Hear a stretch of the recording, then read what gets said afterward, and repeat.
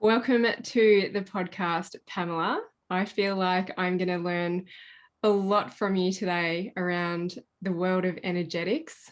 I don't know where to start, to be honest. I guess usually it's always just let us know who you are and what you do. Hi, Jen. Thanks for having me here. So, I am a quantum wealth coach, and I have multiple passions that I really infuse into my business. So, it's not just one thing, but it's everything. But I feel like because we are like multidimensional beings, we can have multiple passions, and it's okay. And to like break free of you can only have one thing. So, I am an author and deck creator with Llewelyn Worldwide.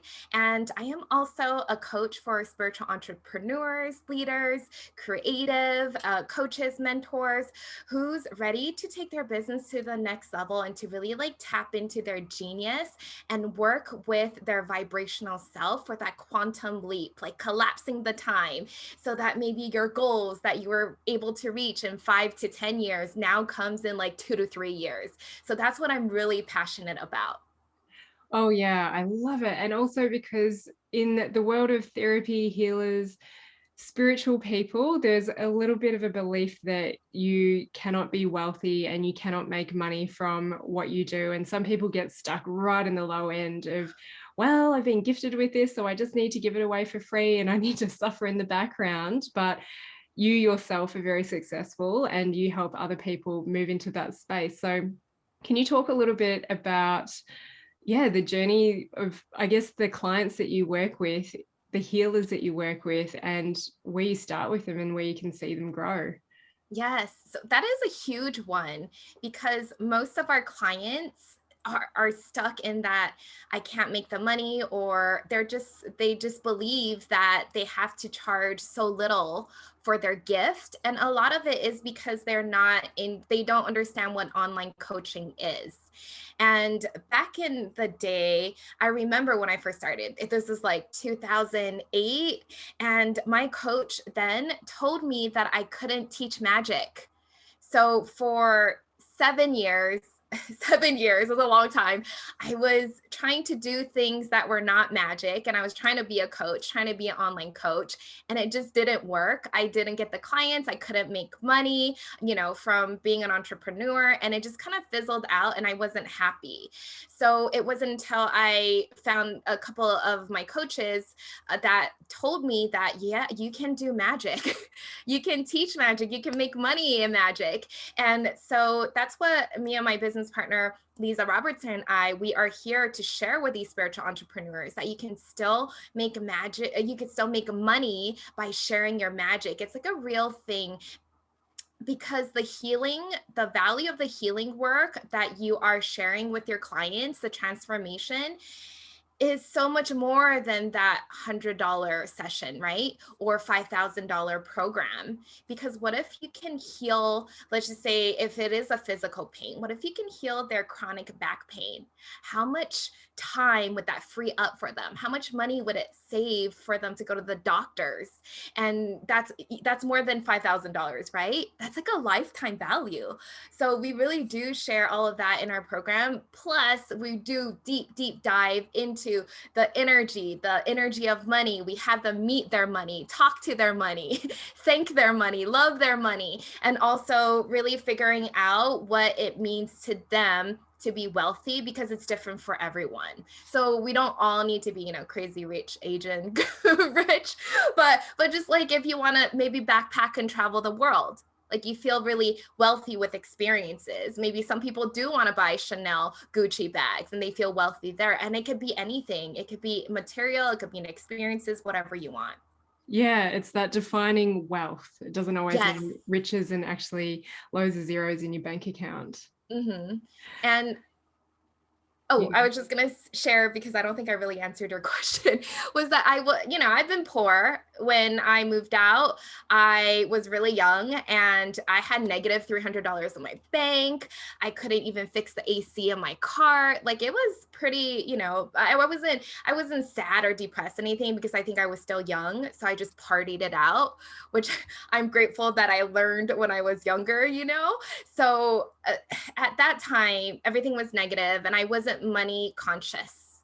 I just spent money. I didn't really know the value, the energy of money. And so I've been poor and I've been making money. I've been, making okay money, then making more money, then making more money, and now running our business. So I rather be here than there, you know? Yeah.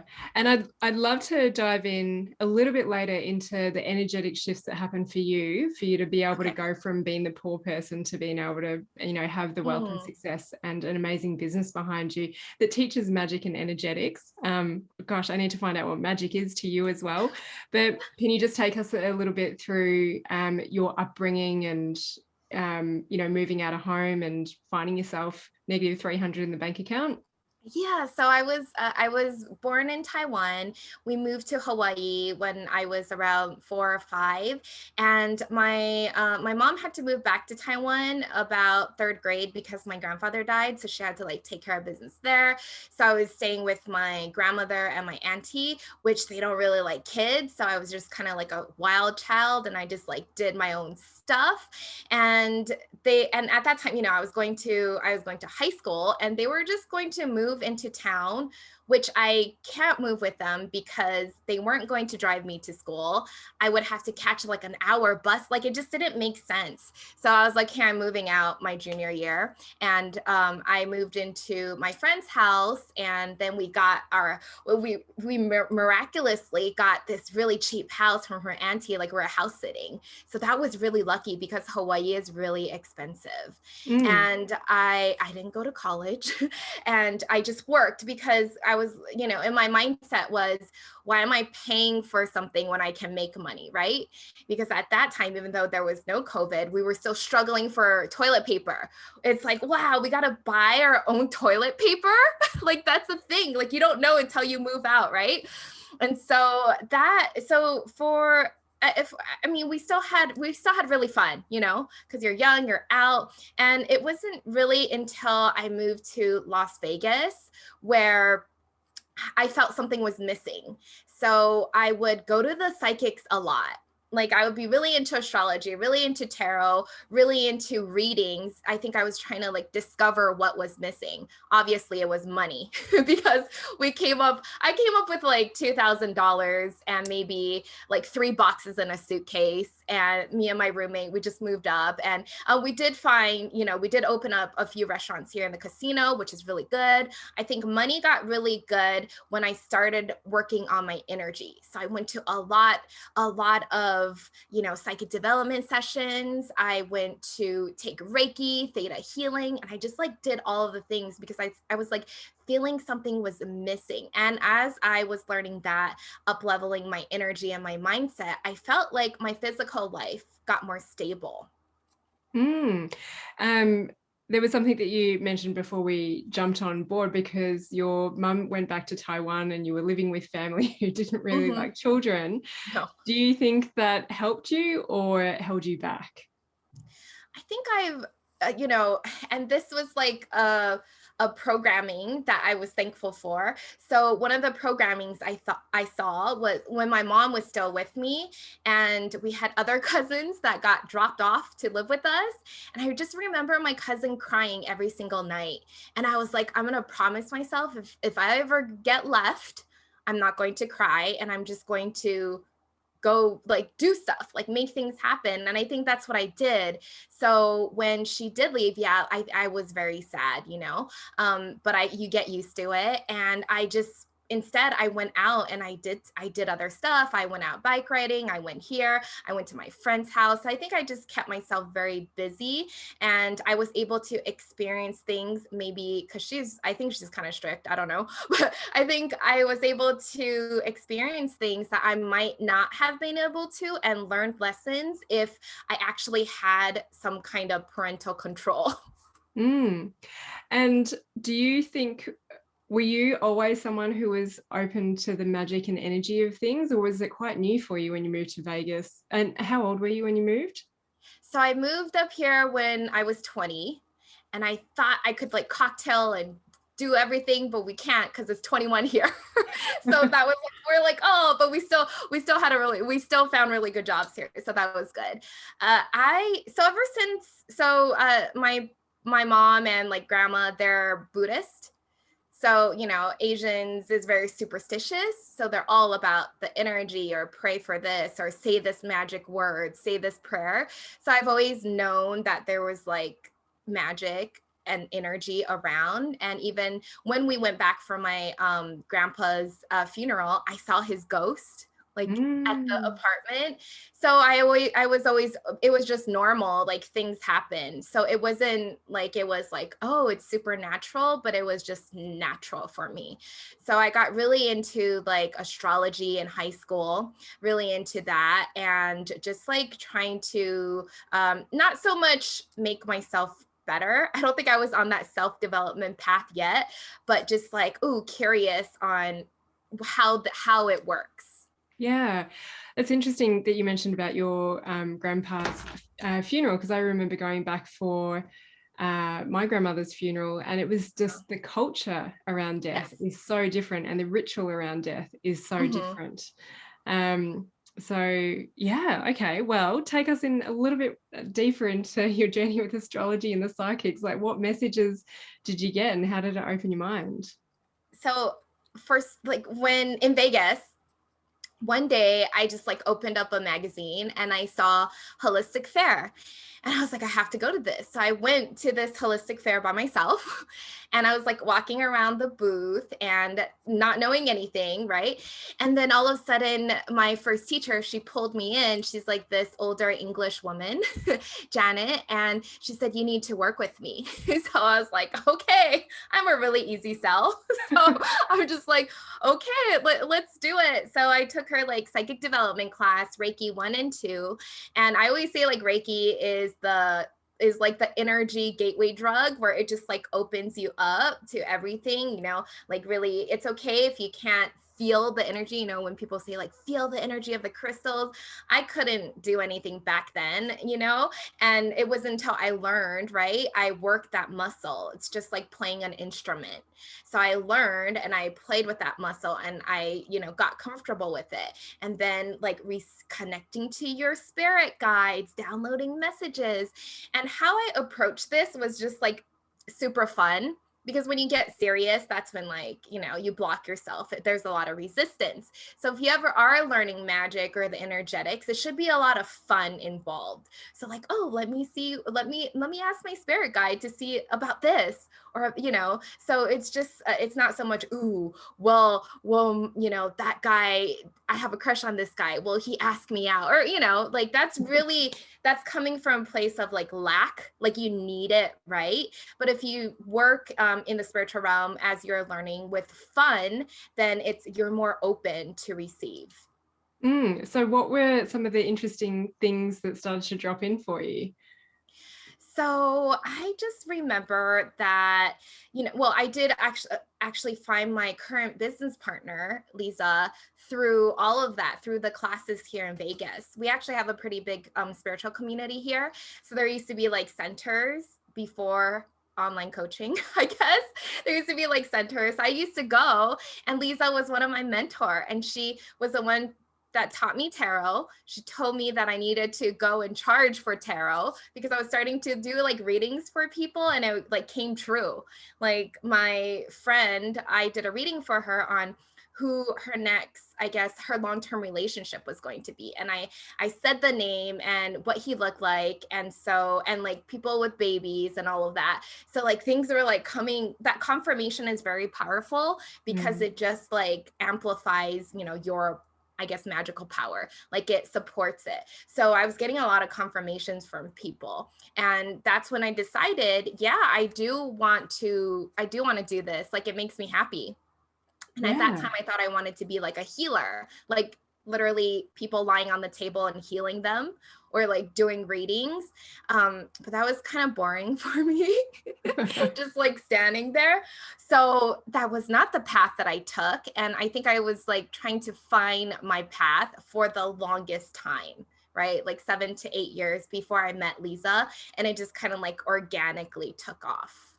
So the tarot readings and being able to describe a name, or sorry, describe an appearance and drop in a name, do they just come to you? How do you see it? Yeah, so you can hear it, you can see it in your mind, like imagine it, or you can feel it or just know it. So those are some of the things. So when you begin, when you hear it, it's really your own voice talking to you. So you're like, is that me? Is that spirit? Like, it's really great. You're like, am I talking to myself? And and if you are practicing, you just have to trust that's a message, and you just share it or write it down, right? If it's for yourself, and then you can reflect back on it. So like, don't try to like analyze yourself. So it's always like you talking to yourself. Or when I say see, it means like if you close your eyes and you imagine a purple unicorn, that's it. That's seeing, right? So you just have to be really receptive and aware of what is like flying through your mind. So can anyone access this? Yes, anyone can do this. Yes, anyone can do this. So what is magic to you? How would you describe it? So magic to me is really taking the energies or the elements around you and bringing your thoughts and your intentions into the reality. So a lot of times I like to work with spells or rituals because it's really hyper focused on that one intention, and you're using physical materials to bring your thoughts into life. Do you come up with the spells? Yeah, I do. I like to do other people's spells, or I sometimes you just kind of elaborate on it, or I like to, I do make up a lot of my own spells for our clients. Yeah, it's really fun. Yeah. And what about energy? How would you describe that? Or maybe there's a story behind it that you can use so that we can understand energy and energetics. So, so we are like energy beings, right? Like our cells, our atoms, everything is energy. And this computer is energy. Your phone is made out of energy. So, in order to attract what you desire, it's all energy and vibration. So, it's like a radio wave. You know how you have to tune into a certain station to hear that music? So if you want something, you have to tune into that station to draw it in. It's like your magnet. So your energy is like the magnet, the vibration that draws it in. So when we talk about, and I think this got lost in like the new age, you know, woo woo stuff. So when people talk about like high vibe or low vibe, it doesn't mean if you're low vibe, you're negative or bad or anything. It just means you're vibrating at a lower level. So literally like your waves are slower. And so if you're high vibe, then you're vibrating at a faster level. And that's where all the good things are. That's where success is. That's where that $100,000 is. That's where your $1 million is. So you have to bring up your vibrational energy to the level. And that's how you manifest. That's like the easiest way. Mm-hmm. So how do you bring your vibration up? It's emotions and thoughts. It's easy, but people don't do it, right? It's your emotions. So you choose to think and feel, and then you feel. So there is elevated emotions, which are like joy, excitement, happiness, abundance could be one, adventurous. So we usually have one that is like ours. So yours might be happiness, mine might be abundance. So everyone is a little bit different, but you want to feel that like heart opening, like, oh, it feels so good. You know, when people say fulfilled, that's what it means. Like you feel good. And when you have that and you have your goal, your intention, that's really specific, you know exactly what you want. And that'll target, and we're talking about the quantum field here. So the quantum field is any possibility, any anything that you imagine is there for you. It's like right here in front of you. But again, we have to turn that frequency to it, right? So your emotion is going to be the frequency that connects to it. And it's going to draw that in. So really it's simple. You just have to feel happy, happy all the time. You know, you have to change that vibration. And I know like we can't let our external reality, what is happening right now or what has happened in the past, determine our future. So we cannot live in the past. We can't wake up and be like, "Ooh, my arm hurts still because I have chronic pain," right? Then what are you feeling? You're feeling pain, you're feeling depressed, you're feeling the same thing. So guess what? Your day is going to be the same. Mm. So you have to change it. So what happens if you get someone who is trying to just like be happy all the time, but they do have all this past stuff going on? Do you suggest that they work on that, or how do they break through that? So working with Lisa and I, we really do work with expansion. So by the time someone comes to us, they've already probably done some deep healing work. But if they still have stuff to release, everybody has stuff to release, then we do give them a few, I mean, our methodology, our tools for them to release it. But if you do work with us, and if we're like coaching you, then you're going to be releasing stuff every single day or every single week. Because so let's just say like something happens now and we're like, oh damn, and we feel sad, we feel mad, the experience triggers an emotion, and we want to acknowledge it, we honor that, we'd be like, okay, we feel like this. But what you don't want to do is claim it. So you don't want to claim it and be like, oh yeah, I feel mad because this happened to me 10 years ago, right? You just say, okay, I'm feeling mad right now, but I'm learning how to shift out of that into neutral. Yeah. And then you have to release it immediately so it doesn't go deeper into your body, into your energy, so that you don't need those deeper healing work, if that makes sense. And so you're also vibrationally attracting people who have already done the work. Yes. So Cool. I know, like, shamans, a lot of shamans really work with the deep healing, and that's great. That's just not what we do. Yeah. Can you describe tarot a little bit? Yeah. So you actually create tarot decks, don't you? Yes. So I have my self-published tarot deck, and I published one with Llewelyn worldwide, and 2 is coming out in the future. So it's really exciting. What are they called? The one coming out in 2023 is Owl Tarot. So I don't know why, but nobody in the tarot community created an owl tarot yet. So, and that's just such a magical animal. So I was like, I need to do it. So it's all owl? Yeah, it's the whole thing is owl. Okay, cool. What are the other ones?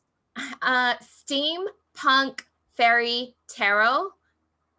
Is that one? Steampunk Fairy Tarot? Yes. Okay. Yeah. That's coming out in 2025. So, what? Why is it so far away? Because she has to, I literally just got signed in March. So she needs to create 79 artwork. Oh, okay. So it's really the artist, and then I write the guide. Like, it's my idea. I give her the art description. She does the art, and then I write the guidebook. Right. So what are the ones that are out already of yours? So my personal one is Crystal Unicorn Tarot. Cool. And the one that just released this year is Witchling Academy Tarot. Cool. So it's really, that one's really anime. It's really fun. It's really fun. So, and they did a really good job of like making it into like a school book. It's really cute. Yeah, right. Okay. So you need to tell me a little bit more about what tarot is. So I think in the beginning, everybody was using tarot for divination, right? Let's read the future. What is, what's happening now? What's going to happen in the future? There's just so much more things you can do with it. You can use it for self-development. You can use it for healing. You can use it to manifest. So in almost all my spells, I use a tarot card, because you're connecting to the archetype, right? There's so much symbols in tarot. So the difference between tarot and oracle cards is that tarot has a specific system. So it's like a deck of cards. It has, the court cards, the Jack, Queen, King, a little bit more than one more, but it has the court cards, and it has 4 suits. So each of the suits is an element, is connected to element, and it means a different thing. So the wands are fire, right? You're usually very excited. It's about your career. It's about your passion. The cups is related to water. So that's emotions, right? You're really deep, the mysteries, the emotions. There's the pentacles, which is money, material things, or health and well-being. And what am I missing? The swords. So that's the air element. And that's all about mental things like breaking through barriers, the next glass ceiling. So there, and then there's the 22 major cards, which are, like the hero journey. That's kind of like how it goes. So like you in the beginning, and then you have like a story arc, and then the ending, right? Celebration, the world, graduation. So that major is like the main moments of your life, maybe where you have like big decisions or something big, and that's what's called majors. And then the minors are the suits. So that's like the day-to-day things that might happen. I had an energy reading / healing done, and yeah, I didn't know there was a difference between tarot and oracle cards, but as you're talking about the pentacles and the swords and all that kind of stuff, it's starting to make sense. And so when someone has a tarot reading, do they pull the cards out, or well, actually in the online space, you would be doing it for them, wouldn't you? Yeah, I think it depends on the reader. Most of the time, I know that a lot of readers don't even let the customers touch their cards. Some do let them shuffle, but some people shuffle really weird, and then it like screws up your card. They like bend your cards and stuff, right? So you don't, some people don't like to give it. So I understand that. Most of the time, you just shuffle, and you can just ask the question while you're shuffling, really focus. I like to wait until one jumps out for me. Sometimes it can take a while, or people just like stop or cut it, or you can flip it. So it's really your choice. Oh gosh, where to go from here? So you talked about the swords. So like in your owl tarot, is there going to be swords with some of your owls? So and cups with them? So yeah, so there's the ace through the 10.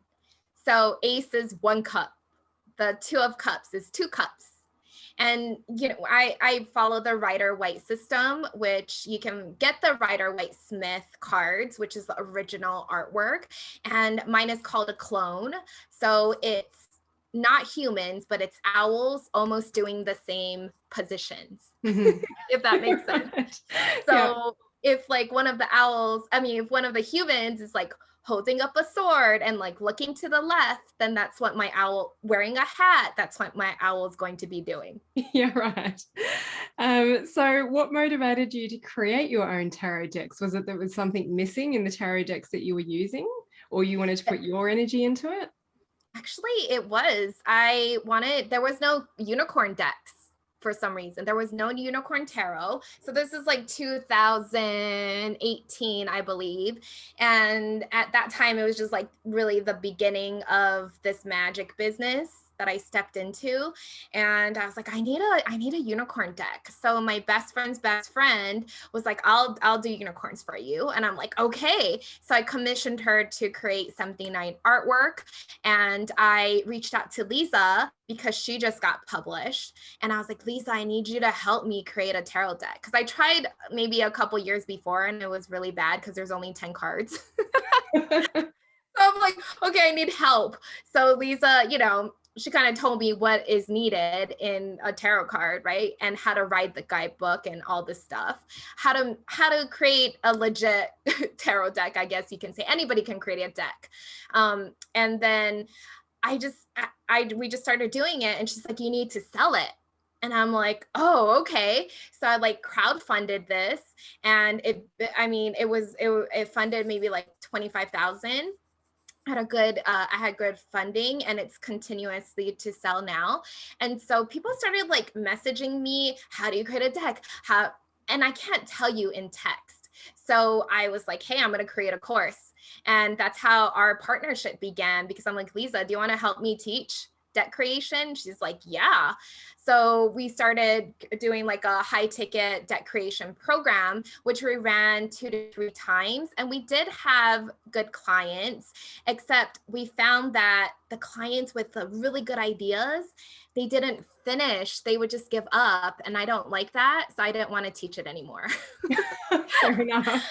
And so we just started teaching magic. And then for some reason, I was at a certification retreat, and I met all these entrepreneurs, and I was helping them with their business because I've taken so much business courses.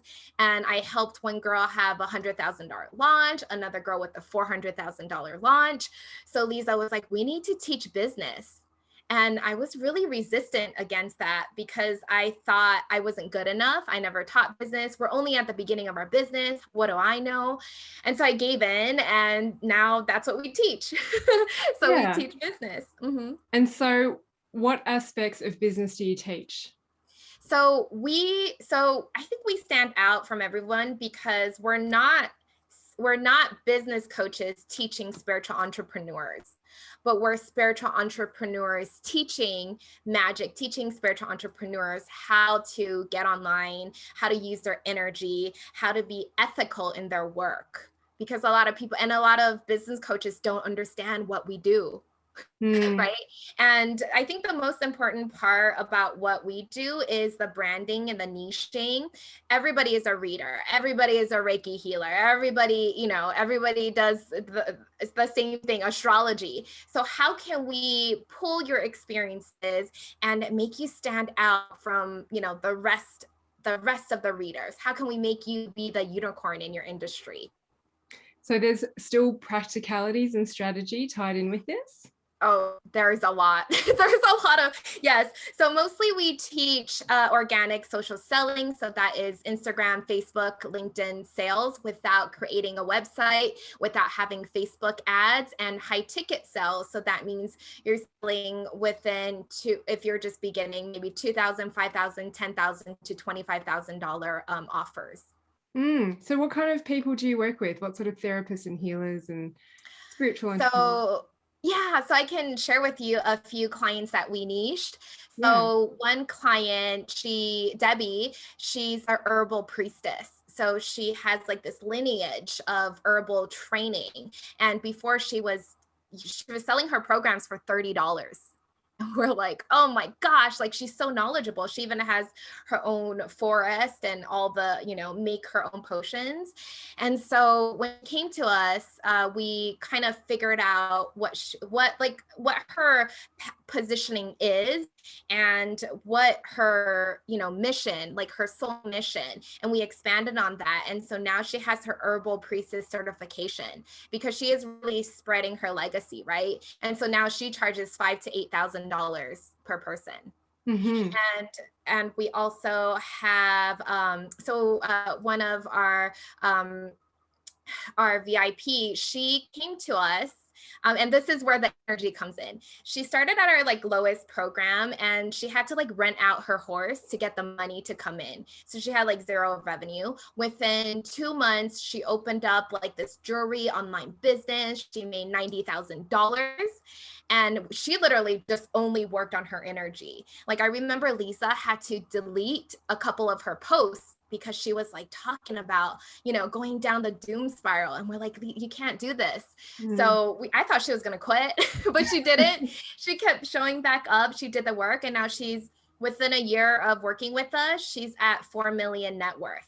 And she has 3 businesses. Yeah. So she just really had to get focused and realign. We all have the magic. We all have the potential. You just have to get to it. Right? Yeah, because there's a lot of people going, oh, well, she made 4 million. I want to do what she did and probably set up a jewelry business and all these things, but it's not in alignment, right? You know what she did though? She listens to our replays over and over again.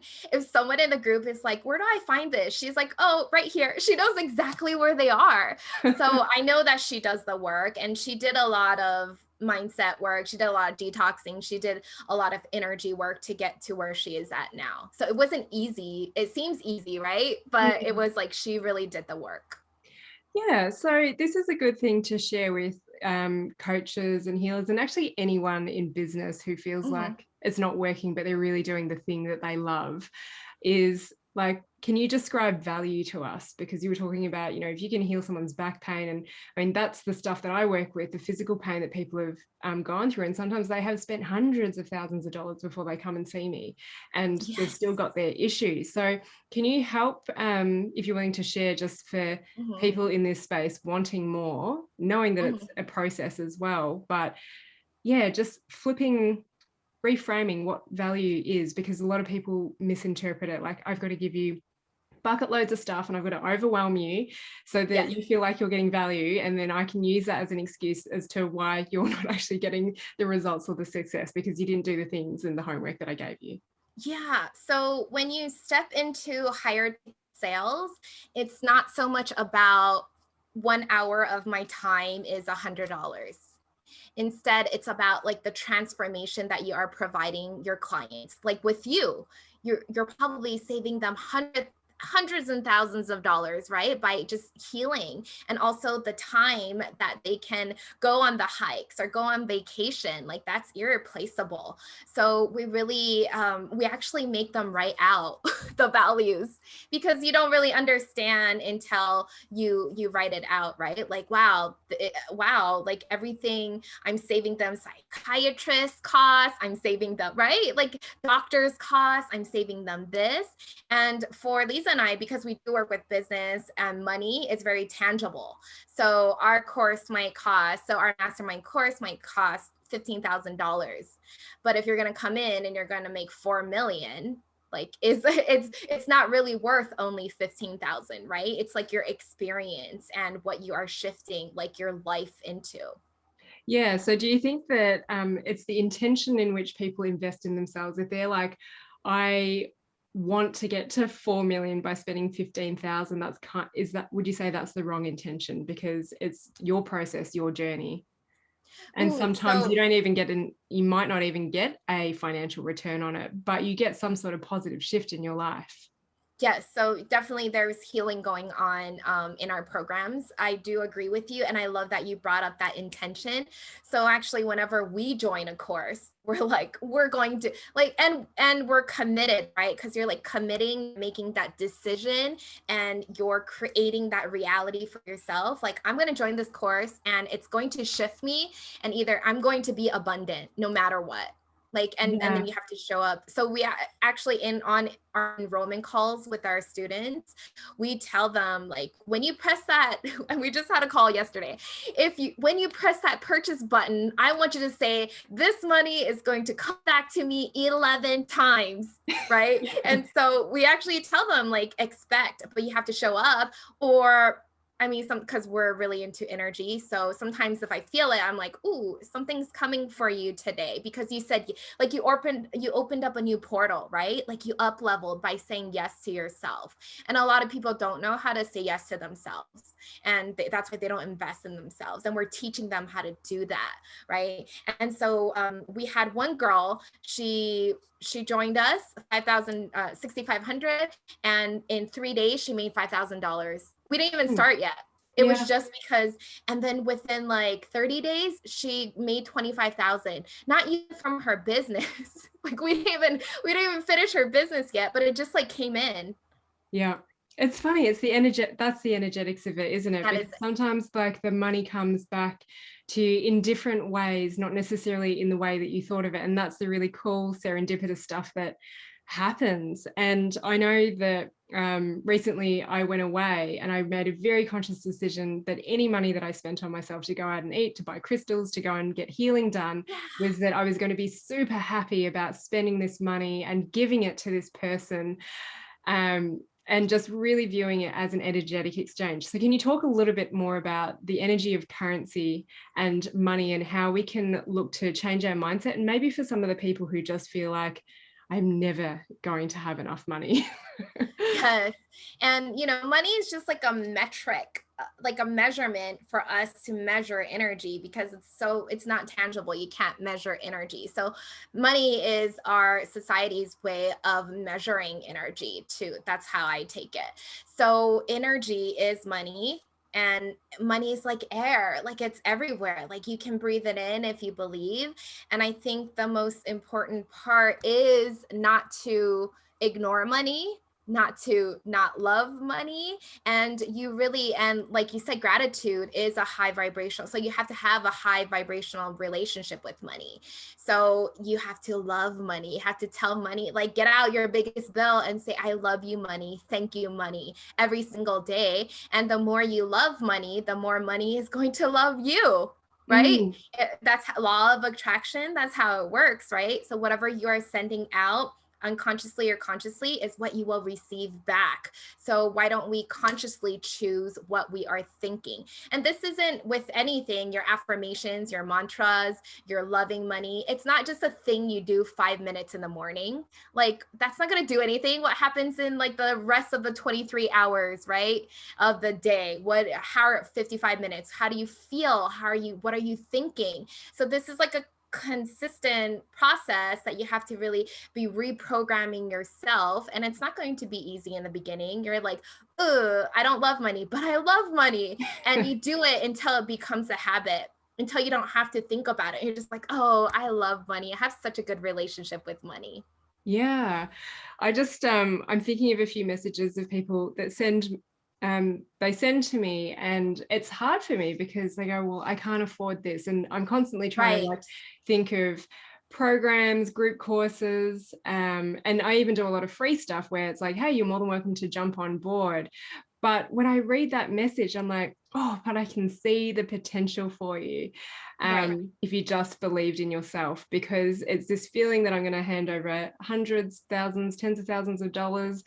And am I going to get a result back from this? So it's like setting that expectation and wanting it to happen, at the end of 6 weeks, 10 weeks, 3 months, 6 months, or a year. And what I've really shifted into, because after doing this for many years, like you getting those confirmations, just knowing that, the words and the visions that come into your mind, to trust them, and that person's going to have that relationship, is that I've seen over and over again, like you can collapse the time in that Yes. period of time when you're coaching and working with someone, but then it continues to drop in during the lifetime.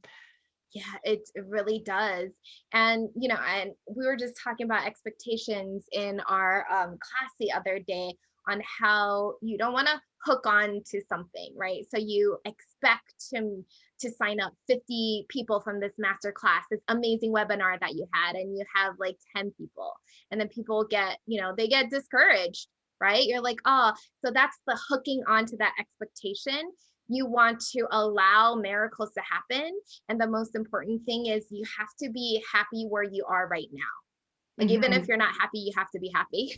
Yes. Right. So if you're not happy, change it. You really have to change it. Right. If you want to change, you have to be persistent about that change. Right. And Yeah. so you have to be happy, and you have to feel abundant where you are right now. And then you have to be open to these miracles, these opportunities, these blessings, not so much like, ooh, I need this, or, I really need this to happen for me. This is my goal, but more like, oh, I am open to what, the abundance that's coming to me. For me, the money, when I manifest, the money part kind of trips me up, actually, the numbers. So I never manifest like $50,000 months. Like, I manifest how many people I'm going to help and enroll. So I go with like the 20 clients or something. So you might just have to change up your way of thinking or manifesting if it's not working.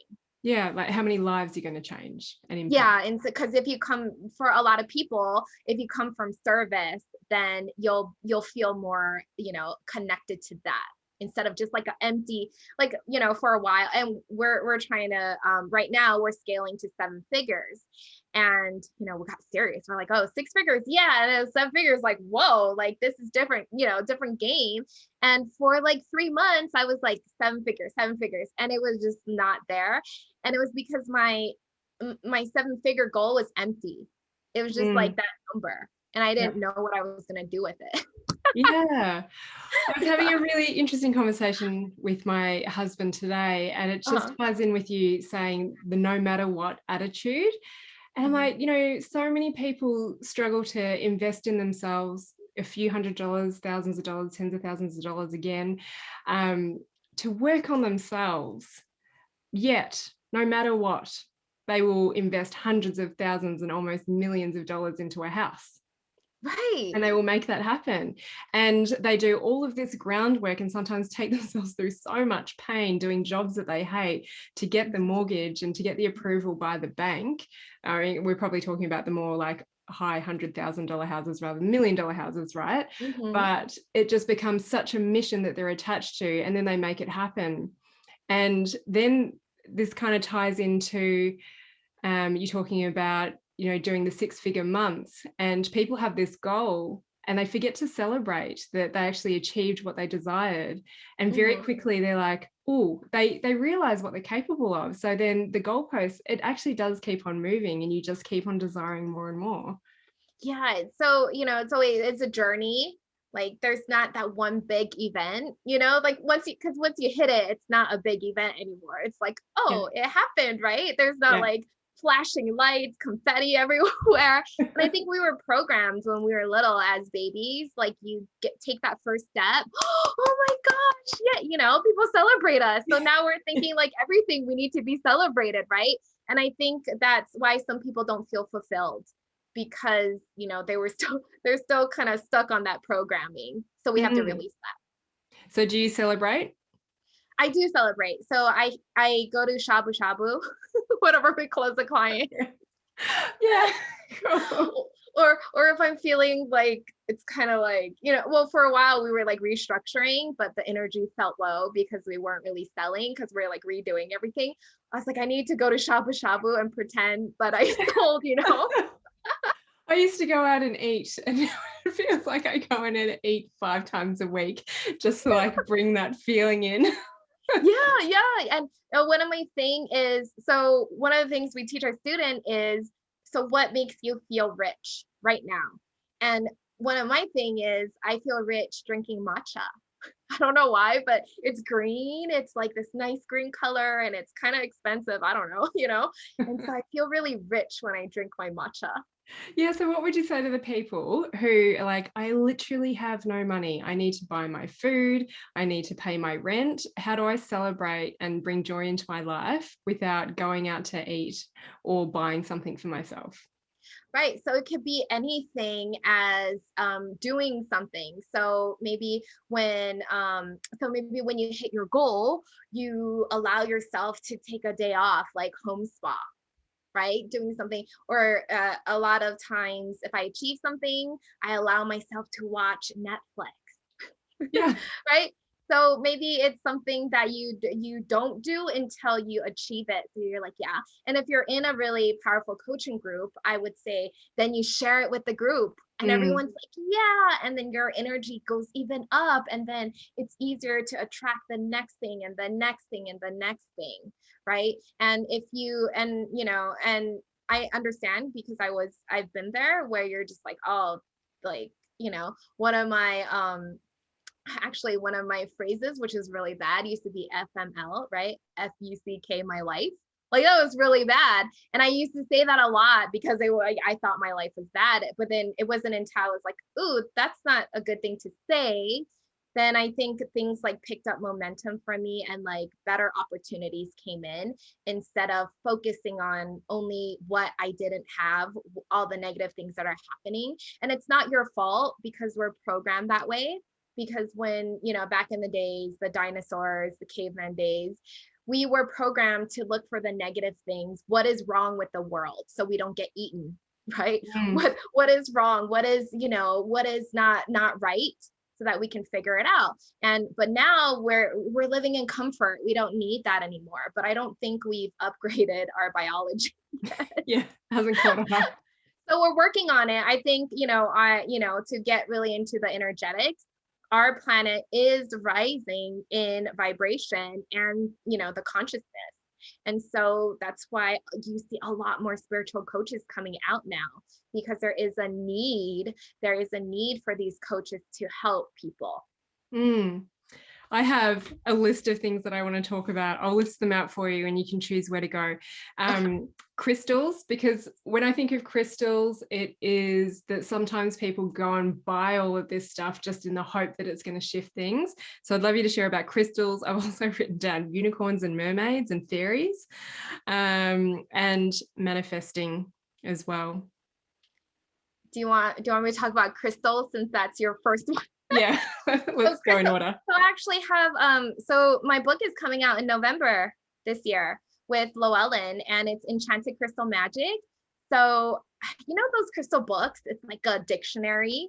I Yeah. mean, it's good, but I feel like I never really learn anything from them. So I was like, I need a book that works And at the beginning of my business, which we still kind of run, my best friend from Hawaii and I, we opened up a crystal shop on Etsy. Oh. And Instagram, mostly Instagram. So, but I think it was really for us to go like crystal shopping. Yeah. So like we're just like, oh, crystal. We don't really do as much now. We have some private clients. We have some people from Japan, and Lil Jon the rapper is actually our client. So we shop for them, you know, whenever there's like a crystal show, and it's like really fun. And so yeah, so crystals came, and I think the first time I realized like crystal was magic, it wasn't from like holding a crystal, feeling it, because I couldn't feel anything. I was like, what do they mean by energy, right? And so now I can feel it because practice, right? So the first time was Yayoi, which is my business partner. She gave me a citrine crystal, which is money crystal. And at that time, I was still doing readings. So I put it on my computer. And that week, I got like 10 new clients. And I was like, where did all these clients come from? And it turned out, and I was like, oh, the citrine.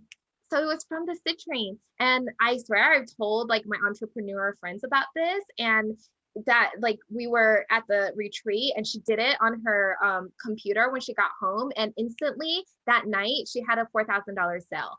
Mm-hmm. So like, so citrine on your computer or wherever you work, right, is money in the bank.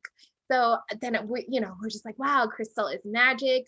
So that's how we came about in selling our crystal, sharing the wisdom of crystal. So actually for a while, I was like the crystal expert coach, you know, and I really learned everything, not through books or science, but from going to talk to like the dealers and, you know, learning about all the crystals hands on. I like learning that way. And so this book kind of just like, it was like my brain dump. Like I already knew it. I didn't really have to research. So that was a really fun thing to write. And I have spells in there. So spells for love, spells for money, and like you said, it's not just the crystal, but it's really about the intention. But why crystals really work is because they naturally connect. Their vibration is from the earth, is to balance, and they naturally blend with our energy. So it can help you get to your goal faster. Mm-hmm. I have a piece of citrine, but I also have my house feng shui. I'm going to have to talk to my feng shui lady again because she said no crystals in your office space. We have dedicated spaces where we're allowed to have things and plants. Really? And I have to shift everything. So I'm like, oh, I really want to get a piece of citrine. I have so like, well, I don't know if they can see me, I but can see. you can see back there. That's my so that's like my money altar. That's the big one. I have one right here. And if you're listening to this in 2021, you're supposed to have your money altar. I don't know if she told you, on the west side. So Okay. I have it on my west side of the desk. I have it on my west side of the wall. So I do have pyrite. I have crystals everywhere though. So I don't know. Yeah, so no, we've got like a wealth and prosperity room, and that's allowed to have crystals, money, plants in it. Because everyone says to me, oh my gosh, you're not meant to have plants in your bedroom. It's like, it's okay. It's according to my natal chart and it's just for this year. So specifically for you would amplify your energy. Yeah, yeah. Like, oh, that's cool. Can you give me her number? Yeah, sure. Yeah, she's amazing. Her name's Charmaine Mitchell. I'm just going to say that on here. Yeah, I was like, oh, okay. I want that too. It's been amazing. We've done one of the clinics, and I definitely noticed shifts like when I kind of like put some final things in place. And now it is just like trusting that things are going to continue to shift. Yeah, and I like how you go out and try things.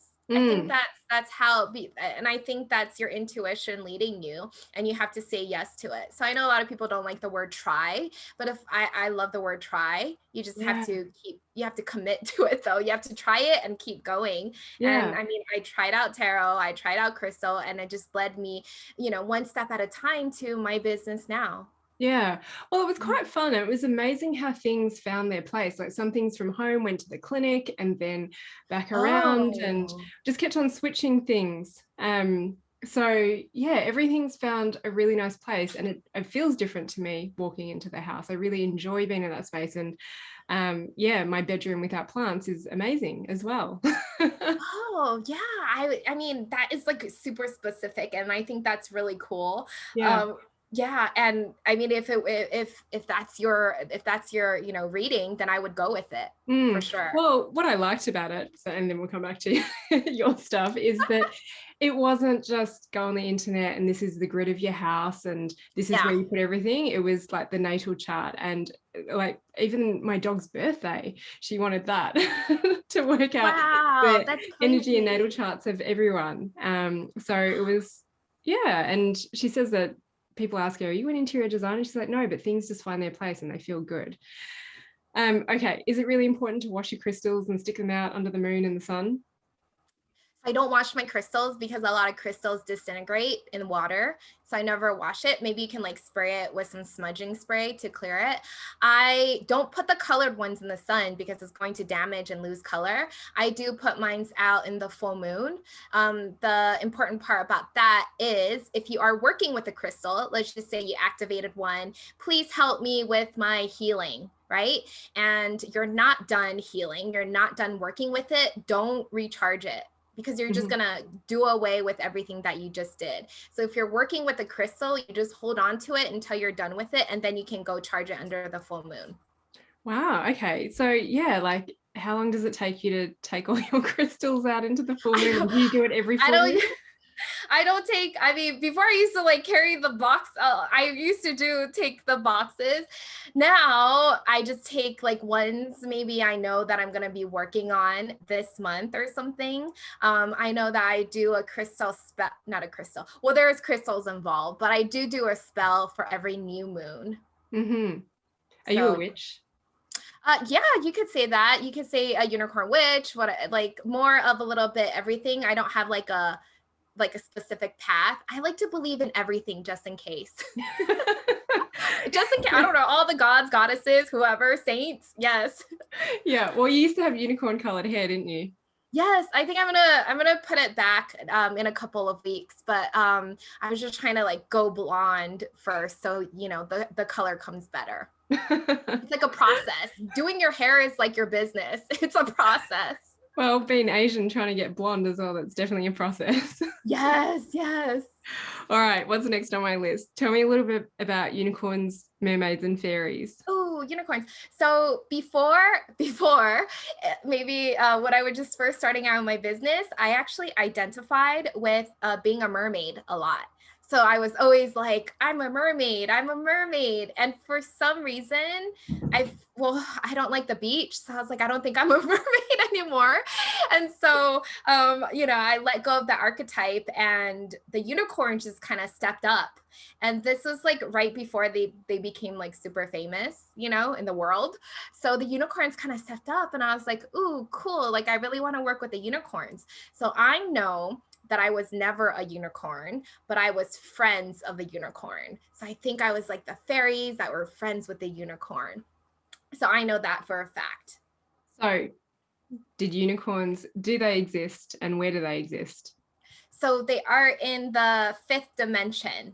So so we're in like the third and fourth dimension right now. You know, they say 3D, 4D. So the fifth dimension is what we're trying to spiral up into. Remember, I was talking about like the collective consciousness, the vibrational, we're rising. So I mean, we need a lot of work in this world. So to rise up, and this is not just, this is not like 100 years, this is probably thousands of years, but if you can connect to the unicorns, they're just a little bit higher in vibration energy than we are. So that's why if you do get into that meditation, if you get into theta brainwave or gamma brainwave, if you're up there vibrating faster, then that's how you connect to the unicorns. Okay, fairies. Fairies.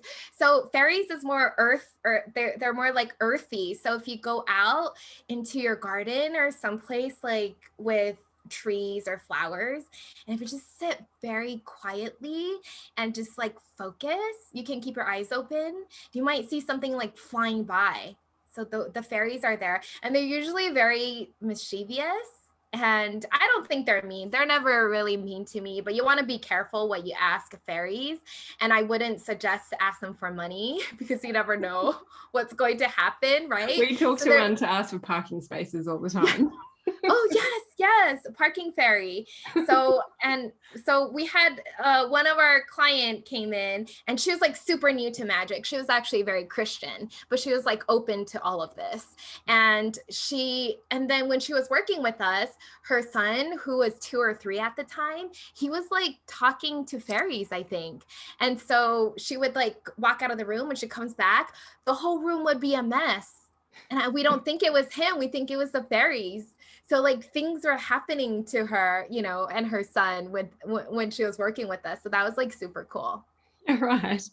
So I know that some people will be listening to this and just going, oh my gosh, you started talking about unicorns, mermaids, and fairies, and just been a little bit skeptical. Like, I am totally open to this. But what would you say to these people? So I think you believe or not. If you want to live a more magical life, and you just learn about it, you try it, you do it, and you'll so slowly see things shift. You'll feel the energy, and then you'll be a believer. But if you're dead against them, then don't do it. Mm. like we don't care. The unicorns don't care. Like we really don't care if you believe or not. Yeah. Would you say that you channel stuff? So you just get something like your tarot decks are your brain jump, you're channeling? Yeah, so channeling, yes. So so crystal unicorn maybe took, well, that was really easy because I just turned every human into a unicorn. So that was really easy. The witchling took me almost 2 years to create, a lot of research, and owl came in 3 days. So that was like my channel deck, my owl tarot, because it just and like 78 cards came right out. I got the theme, the niche for the deck. I got my proposal. I typed it all up and I sent it in. So that was really fast. Wow, amazing. Mm-hmm. All right, manifesting. You talked a little bit about Manifesting. this, but what are the Yes. pitfalls of manifesting, and how do we manifest what we want? So I think we talked a lot about this in the beginning. In order to manifest what you want, you have to be on the same vibrational level as your desires, right? And to be on that vibrational level is your emotion. So feeling as if you were there. And that's why a lot of professional athletes, even the Olympians, they really visualize the whole thing, right? Them running or jumping or playing basketball, and then they go out and take action practicing it, so that it's no longer a skill that they have to learn, but it's like habit. If something happens in the game, they immediately do it, and that's how they win. It's because they worked hard for it, and it's because they visualized it, and they were at that moment where they won. So that's what you have to figure out, what that moment is when you get that thing, what it looks like. And some people don't know. So for example, for me, if I was going on a vacation, it's not buying the ticket, right? It's not going on the plane. I don't feel excited yet. It's not landing. And for me, it's checking into the hotel or wherever I'm staying, like putting my bags in. Then I'm like, oh, I'm here. So that's like my final moment. For money, it's looking on my bank account. It's not when I get the email notification. It's not when someone says yes. It's when I look at my bank account. So when you're manifesting, you have to be really, really specific about what that last visual looks like. And what I mean by see again is you're just imagining, and you just run it over and over, and you're literally like, you be that person. So if you're already making $1 million, what would you do? Right? And maybe you can't stay at a 5-star hotel, but can you walk in the 5-star hotel pretending like you're a millionaire, right? Sometimes I go to the grocery store and I'm like, oh, I'm a millionaire. Nobody knows it. And I just about walk who you're around. going to be, right? Yeah, so you have to really be that person. And again, like I said, it's not just 5 minutes a day. Like that's not going to do anything. You have to embody this as much as you can. So it was when you dropped into the magic of things, your business took off. It was when I got back to the magic, the crystals, the creating spells. When I got back to that, because I forgot what I was doing before. But when I got back to, that's when like, ooh, okay, like people started to be like, oh, Pamela's a coach. It just kind of like shifted, and I was like, oh, and I enjoy doing it. Like I was really happy sharing about crystals and buying crystals. Yeah. Oh, the shopping side of things would have been fun. A lot of fun. So you have told us what you do at the start, but if someone was at a party with you and they're like, oh, what do you do? What do you say? And what's their response? You know what? It's kind of weird now. I mean, people don't really ask me, but I've had a few people ask me. And when I'm like, I'm a coach for spiritual entrepreneurs, nobody knows what that means. Yeah. Or when I'm say like I'm an author and debt creator, I don't think people knows what that means either. So now I just kind of say, oh, I just work at home helping people build their online business. So like for regular, like, the muggles, the regular people, they don't really understand. And if they want more information, then I'll like share, and they get like really curious. Yeah.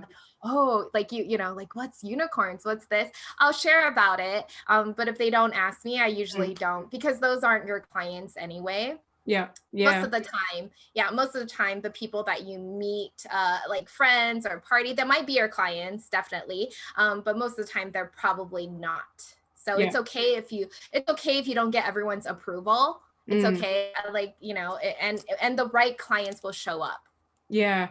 And what I've noticed about the people who really love what they're doing, like they might say something that's a little bit more superficial, is that we grow up thinking that people don't want to talk about their work, but people who are in this space and really doing what they're passionate about, when you ask a little bit more, they are more than happy to talk about it. And this is how I think you can tell if someone actually really loves their job or not, in how they describe themselves, and how willing they are to dig deeper and share more information, because I don't think we can really encapsulate it in just a few words in a title. Yeah, it's and they and this is what we tell our students, like, people outside of this industry is not going to understand you, so don't take advice from them. They don't believe that you can make this money at online coaching, and so don't let them coach you, because they're not making the money online. They're not a business coach. Don't learn from them. Yeah, learn from other people who have walked the path that you want to go. Yeah, I think you would like the story, actually. So my boyfriend, so we've been together for like 15 years. What are you looking over your shoulder for? I'm just making sure. In the beginning when we were together, he thought all of this was like voodoo, devil, cult stuff. And that's like when I was also in the beginning. So I was like really unsure of myself, but I wanted to go to classes, and he wouldn't like talk to me if I went to classes, but I knew that I needed to do this. So I'm like, don't talk to me then. So I didn't change. I didn't want to change him or anything. Even all my psychics, they were like, you're going to break up in 2 years. And I'm like, hey, whatever. Like, I was very open. I'm like, okay, if we break up, whatever. And so, but I didn't try to change him. I didn't tell him about it. I didn't try to convince him. And now he like supports, he like tells people, hey, she does tarot. Like he tells people stuff, and he lets me do like crystal bowls on him. So he's like, he doesn't really believe now, but he like shifted with me, but I didn't force it on him. Isn't it funny? Because some people would be going, oh my gosh, I've got to pay Pamela this much to work with her. Her bloody boyfriend gets to have access to her 24/7, and he's not making the most of it. He's not making, and that's the thing, like your friends, and a lot of my friends that are coaches have had this problem with their significant other or their friends. They try to coach their friends, but what happens is your friends don't see you as an expert because they've known you. You're not like they don't think you know. Yeah. So I never coach my friends unless they do ask me. Then I'll give them advice, but I never try to like do this actually. I learned that a little way in as well. I don't treat Gav anymore. I'm like, go and see someone at the clinic, because I just get annoyed. I get annoyed if he's not making progress. Yes, if they don't do the work, right? Yeah, it's free. Yeah, I think there's got to be a little bit of skin in the game when you're investing in yourself. And this is something that I teach my practitioners who are trying to learn the modality that I teach is don't go safe and do it on your friends, because they feel like they're doing you a favor. And so the energy is already wrong there. And also Yeah. they feel like you're telling them things because you know them, Yes. not because you can actually read the body and read into the ailments and the discomforts or the words that they're saying. So Yes. go out there and work on people that you don't know. And when you tell them their story back to them and they haven't shared it with you, that's when you both know there's something in this work. Yeah, I think that's so powerful. And I'm really grateful for my friends though. They've been all really supportive. So if I ever come up with like something like, "Oh my gosh, I talked to my unicorns today," for the first time, they'll be like, "Oh, cool."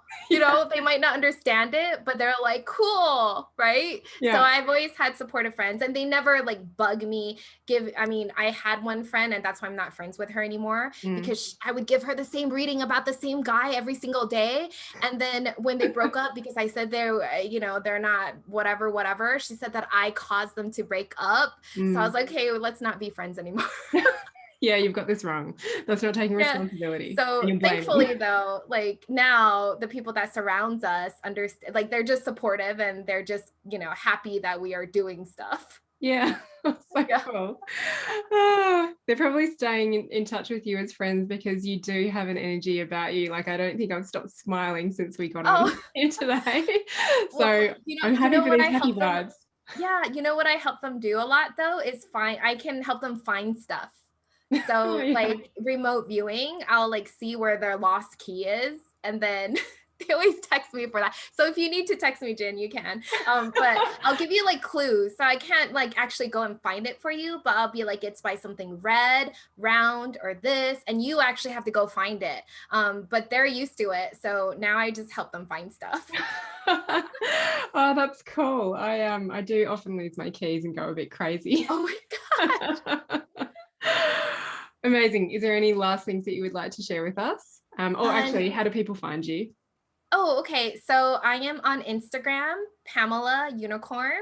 Um, you could just mostly find me Pamela Unicorn on Instagram. I usually do my stories, or I post almost every single day, so you can see what what is up in my unicorn life.